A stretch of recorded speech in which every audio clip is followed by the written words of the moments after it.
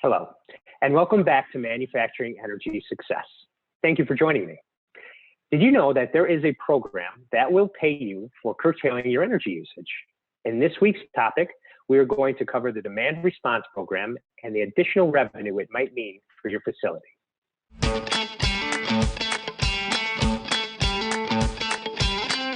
So, what is demand response? Demand response is a program that was designed to help alleviate stresses on the grid during critical times. Think about over the summer, 110-degree weather, lots of humidity, air conditioning, and probably your machines working a little harder than normal. Demand response asks you to curtail during these extreme times to help alleviate those stresses on the grid and, even worst case scenario, prevent blackouts. Now, let's get to the good part. How do you get paid for being part of a demand response program?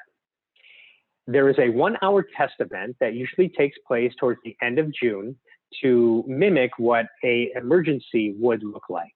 You're given 3 to 4 weeks notice in order to prepare for this test event. Most of our manufacturers either do a scheduled maintenance day or maybe a lunch so they can curtail as much as possible during that 1 hour.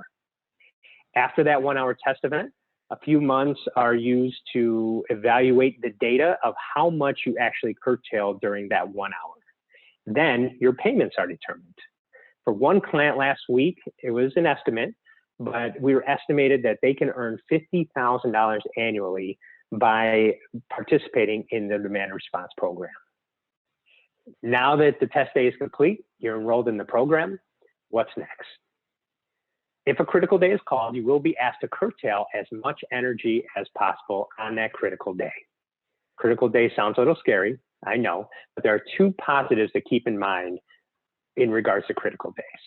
Number 1, you curtail as much as possible on that critical day, you get extra energy payments for whatever you curtail that day. Number 2, there has not been a critical day or a grid emergency called in over 12 years in our territory, otherwise known as PJM. So your chances are very good that the only curtailing you'll be asked to do during this program is on that test day. The number 1 comment I get from manufacturers all the time when it comes to this program is, Mike, there's no way we can curtail. Would $50,000 of new revenue to your facility make an impact? I'm guessing it would. Now, when we say curtail, keep in mind we don't mean a complete shutdown of the facility. When we say curtail, it could be adjusting the thermostat by a few degrees for that 1-hour test event. It could be shutting down an air compressor, a chiller, a rooftop unit, maybe a manufacturing line just for that hour.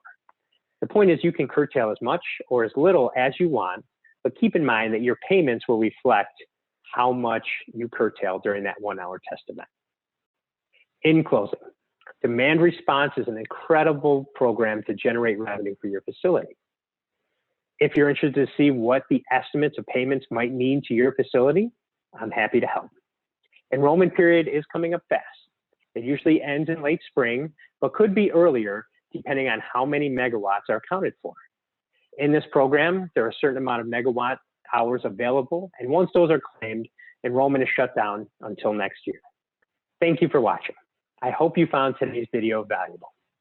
Join me next week for our final video in the series on energy efficiency. Have a great evening.